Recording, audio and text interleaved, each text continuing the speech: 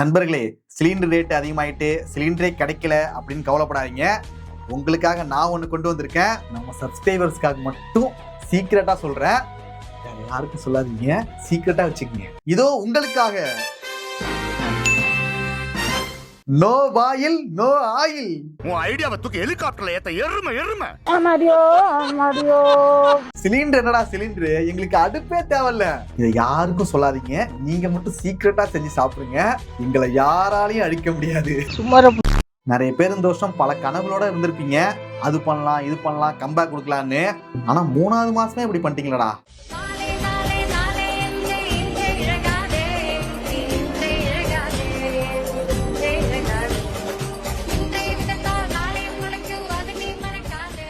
கம்பேக்கும் கிடையாது, ஒரு மயிரும் கிடையாது.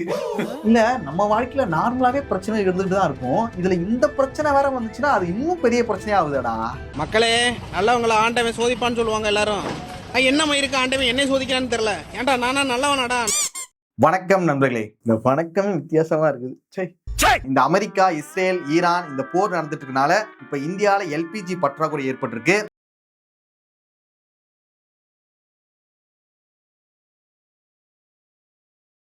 போர் நடந்துகிட்டு இருக்கு, நமக்கு என்ன கவலைன்னு கண்டுக்காம இருந்துட்டோம். ஆனா இப்ப அந்த போர் வந்துட்டு நம்ம வீட்டு அடுப்பங்கரை வரைக்கும் வந்துடுச்சு. எல்பிஜி ரேட் வந்து இன்க்ரீஸ் பண்ணிட்டாங்க. டொமஸ்டிக் கேஸ் சிலிண்டர் வந்துட்டு 60 ரூபாயும், கமர்ஷியல் சிலிண்டர் வந்துட்டு 115 ரூபாயும் ரேட் ஏத்திருக்காங்க. அங்க போர் நடக்குது, ஆனா பாதிப்பு இங்க இருக்குது.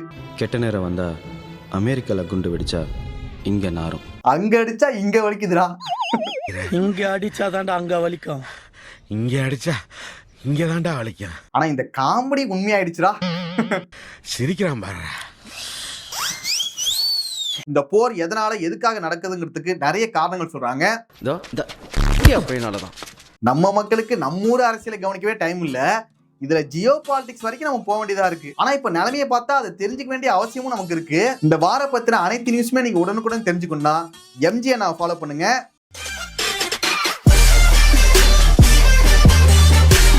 இந்த போர் எதனால எதுக்காக நடக்குதுங்கிறதுக்கு நிறைய காரணங்கள் சொல்றாங்க. அது ஒரு பெரிய ஹிஸ்டரியே இருக்கு. சொல்லுப்பா. ஐயோ அண்ணே, அது பெரிய ஃபிளாஷ்பேக்னே. அதெல்லாம் நமக்கு எதுக்கு, நமக்கு டிவர்ஸ் நியூஸ் கிடைச்சா போதும். ஹன்சிகா, ஆமாண்டா, ரொம்ப ஷாக்கிங்கா இருந்துச்சு. என்ன இதான் சார் நம்ம பய புத்திங்கிறது. ரொம்ப பெருமையா இருக்குடா தம்பி, ரொம்ப பெருமையா இருக்கு. இப்ப அமெரிக்காவும் இஸ்ரேலும் தொடர்ந்து ஈரானை அட்டாக் பண்ணிக்கிட்டே இருக்காங்க. ஈரானும் சும்மா வரதா இல்ல, அவங்களும் தொடர்ந்து அட்டாக் பண்ணிக்கிட்டு தான் இருக்காங்க. இந்த வார் நடந்துகிட்டு இருக்கனால ஈரான் என்ன பண்ணிட்டாங்கன்னா இந்த ஸ்ட்ரைட் ஆஃப் ஹார்மோஸை பிளாக் பண்ணிட்டாங்க. இந்த ஸ்ட்ரைட் ஆஃப் ஹார்மோஸ் வழியா தான் நமக்கு வந்து குரூட் ஆயில், எல்பிஜி இதெல்லாமே வந்துட்டு இருக்கு. இப்போ அதை பிளாக் பண்ணதுனால நம்ம ஊர்ல பற்றாக்குறையா இருக்கு.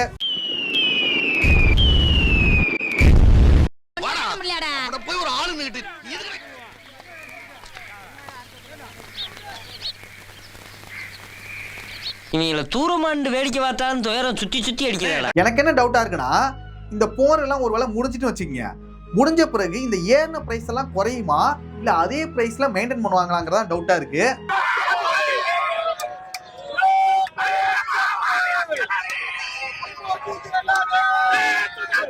அப்போ நம்ம அமைதியா வேடிக்கை பார்த்துட்டே இருந்தோம்னா வச்சுங்க, நம்ம தலையில கண்டிப்பா மிளகா அரைச்சிருவாங்க. கொஞ்சம் உஷாரா இருக்கணும். நம்ம வேடிக்கை மட்டும் தான் பார்த்துட்டு இருப்போம். ஆனா லைஃப்ல ஒரு பாயிண்ட் வரும், அந்த பாயிண்ட் வந்தா நம்ம வேடிக்கை மட்டும் தான் பார்த்துட்டு இருப்போம். இப்ப ஒரு சில வீடியோஸ் நான் இருக்காத பார்க்கலாம்.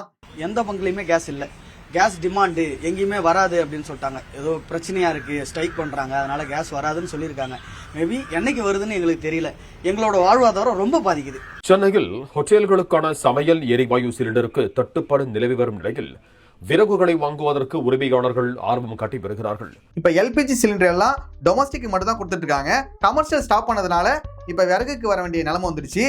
இப்ப விறகோட ரேட்டுமே அதிகமாயிடுச்சு போல. 12,500 இருந்து 14,500 மாத்திட்டாங்களா?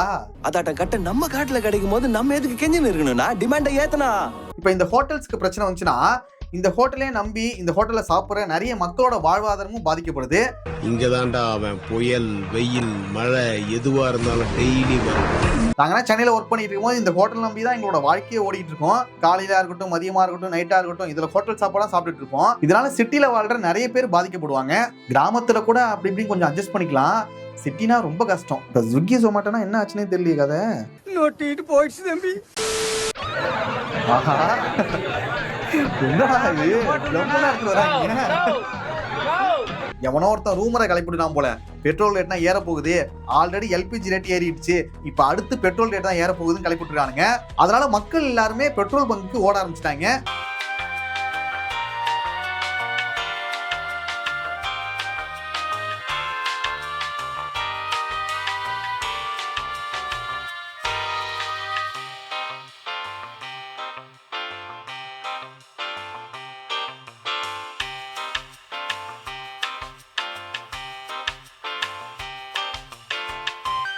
பெட்ரோலை பொறுத்த வரைக்கும் யாரும் பயப்படாதீங்க. ஒரு மாசத்துக்கு தேவையான பெட்ரோல் வந்துட்டு இந்தியா கிட்ட இருக்கிறதா சொல்லியிருக்காங்க. அதனால பயந்து போயிட்டு யாரும் வாங்காதீங்க. அது மட்டும் இல்லாம ரஷ்யா கிட்ட இருந்தும் குரூட் ஆயில் வாங்குறதுக்கு பிளான் பண்ணிருக்காங்க. இன்னைக்கு கூட நியூஸ் பார்த்தேன், இந்த ஸ்ட்ரைட் ஆஃப் ஹார்முஸ்ல இருந்து 2 ஷிப் வந்து வெளியில வந்திருக்கு. மத்திய கிழக்கு பகுதியில் ஏற்பட்டுள்ள பதற்றமான சூழ்நிலைக்கிடையில் ஹார்முஸ் நீரிணையை கடந்து முதல் கச்சா எண்ணெய் கப்பல் இந்தியா வந்தடைந்துள்ளது. அதுல ஒரு ஷிப் வந்து மும்பைக்கு வந்துடுச்சு, இன்னொரு ஷிப் வந்துட்டு மார்ச் 14-15 வந்துடும் சொல்லியிருக்காங்க. ஸோ அதனால பிரச்சனை இருக்காது. மற்றொரு எண்ணெய் கப்பல் மார்ச் 14ஆம் தேதி இந்தியா வந்தடையும் என எதிர்பார்க்கப்படுகிறது. நீங்க நார்மலா எப்போதும் போல பெட்ரோல் டீசல் வாங்கிட்டு இருந்தீங்கன்னா எந்த ஒரு பிரச்சனையும் கிடையாது. ஆனா நீங்க பேனிக் ஆகி அதிகமா வாங்க தான் பிரச்சனை அதிகமாகும். அதனால அதை மட்டும் தயவு செஞ்சு செய்யாதீங்க. உங்களுக்கு தேவைப்படுறதை எப்போதும் போல வாங்கிக்கிங்க. ஆனா தேவைக்கு அதிகமா வாங்கி ஸ்டாக் பண்ணாதீங்க. தைரியமா தைரியமா இருமா, தைரியமா இரு, ஆண்டவன் இருக்கா, ஒன்னும் ஆகாது, நான் உனக்காக ப்ரே பண்றேன். பெட்ரோல் ஆஃப் ஆகும்.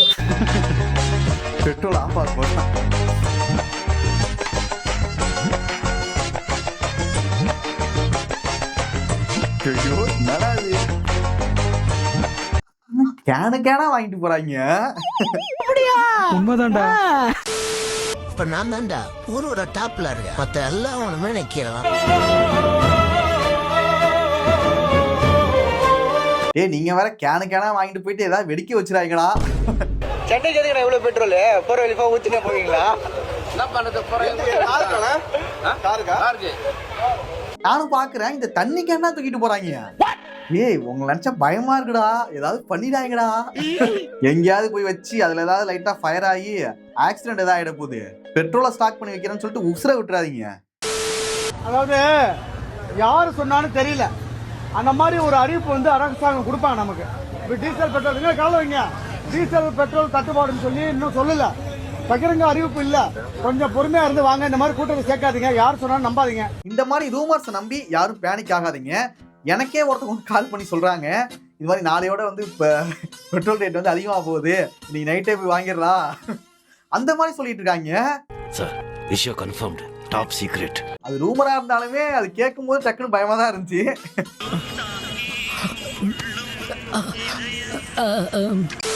ஃப்ரெண்டு வந்து ஏர் இண்டியாவில் ஒர்க் பண்ணுறாங்க. ஸோ அவங்க ஒரு 1 ஹவருக்கு முன்னாடி கால் பண்ணாங்க. கால் பண்ணிட்டு இந்த மாதிரி வந்து பெட்ரோல் ரேட் வந்து ஒரு 160 ஏறிடுச்சு, நைட்டாக போட்டுரு பெட்டர் அப்படின்ற மாதிரி சொன்னாங்க. ஓ, அங்கேருந்து நியூஸ் வருது. இவங்கள மாதிரி ஆட்கள் தான் வளர்ந்து கிளப்பி விட்டுருக்காங்க போல. நீயே தாண்டா, உன்னை பார்த்து தாண்டா நான் இங்க வந்தேன்டா. ஸோ அதனால் எனக்கு தெரிஞ்சு ஏறிடுச்சுன்ற மாதிரி தான் தெரியுது. அது இல்லாமல் நிறைய பாரத் பங்க் நைட்லாம் ஒர்க் ஆகும், பார்த்தா எல்லாமே க்ளோஸ் பண்ணிட்டாங்க. எனக்கு ஏறிற மாதிரி ஃபீல் ஆகும். நீங்க தான் மொத்தத்தையும் காலி பண்ணிடுவீங்க.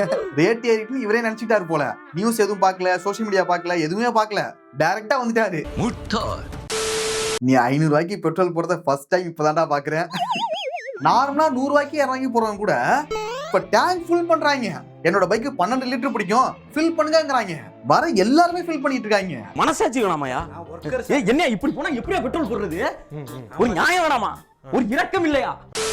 இனிமே எனக்கு சிலிண்டர் வேணாம், எனக்கு மட்டும் இல்ல உங்களுக்கும். ஆல்ரெடி நிறைய டீ ஸ்டால், ஹோட்டல், கேட்டரிங்ல எல்லாம் சிலிண்டர் வாங்குறதை நிப்பாட்டிட்டாங்க. உங்களுக்கு ஏன்னு தெரியுமா? அதான் புல்லட் அடுப்பு வந்துருச்சுல, புகை இல்ல விறகடுப்பு. மாசம் 1000 ஐயோ, இன்ஸ்டாகிராம் அல்காரிதம் வேற இந்த நேரத்துல கரெக்டா எடுத்துட்டு வந்து வைக்கிறான். டைமிங்ல வச்சான் பாரு. டைமிங்ல வச்சாம்பர். நான் இந்த நியூஸ் நான் பாத்துட்டே இருக்கேன். இன்ஸ்டாகிராம் போனாலே இந்த மாதிரி வீடியோலாம் வந்துட்டு இருக்கு. என்னன்னா திக்கு எரியுது. இதுவானா சிலிண்டரே எல்லாமே எரியுற அடுப்புனா இது. இன்னைக்கே இண்டக்ஷன் ஸ்டவ்க்கு மாறுங்க.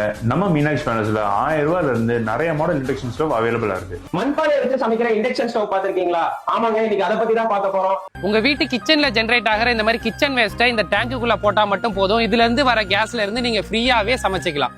எனது 5 லிட்டர் தண்ணி ஊத்தினா 6 மாசத்துக்கு விடாம எரியிற அடுப்பா. அல்காரிதம் கரெக்டா தான்டா நீ வேலை பாக்குற. ஈரான் போர் முடிகிற வரை எரியும் போல. இந்த சின்ன சின்ன விறகுனா கிடையாது, ஒரு மரத்தையே வச்சுட்டாங்க. சும்மா சின்ன சின்ன விறகா வச்சுக்கிட்டு எடுத்தமா ஒரு மரத்தையே வையே. கதை முடிஞ்சது. Me to my new induction stove. தீ இல்லை புகை இல்லை ஒரு வேள்வி செய்கிறாய். இப்ப எல்லாருமே இந்த இண்டக்ஷன் ஸ்டவ்க்கு தாண்டா மாறிக்கிட்டு இருக்காங்க. இந்த டைம்ல செக் பண்ணி பார்த்தா இதோட ரேட்டுமே அதிகமாயிட்டு இருக்கு. சக்கரை என் சக்கரை தண்ணி நம்மள எதுக்கு கூப்பிடுறேன்? என் சமத்த குட்டி. ஃபேமிலிஸே இது உங்களுக்காக தான். ஆரம்ப விலை 5000. கொஞ்சம் நிமித்தி நடக்கணும்னு தோணும். கண்ணுல ஒரு திமிரு, ஒரு ஆங்காரம் எல்லாமே தெரியும். சரி, இந்த பையன் என்னடானா ஆளைய காணும்.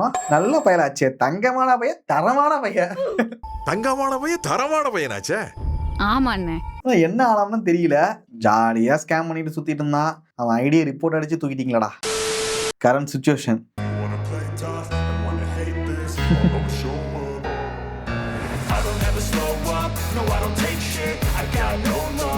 இப்ப கோல்டை விட இப்ப இதுக்கு தானா டிமாண்ட் அதிகமாயிட்டு இருக்கு.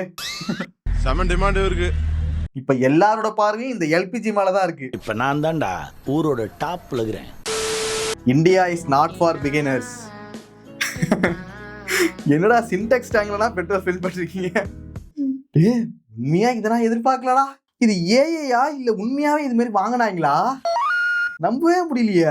ஃபர்ஸ்ட் இந்த மாதிரி வாங்குறவங்கலாம் கொடுக்கவே கூடாது. இந்த ட்ரம்ல வாங்குறது, இந்த மாதிரி சின்டெக்ஸ் டேங்க்ல வாங்குறது, அப்புறம் இந்த கேன்லாம் வாங்கிட்டு போறாங்களே பெரிய பெரிய கேன் தான், அதெல்லாம் இப்போதைக்கு கொடுக்க வேணாம். தேவைக்கு அதிகமா வாங்குறத கொடுக்காம இருக்கலாம்.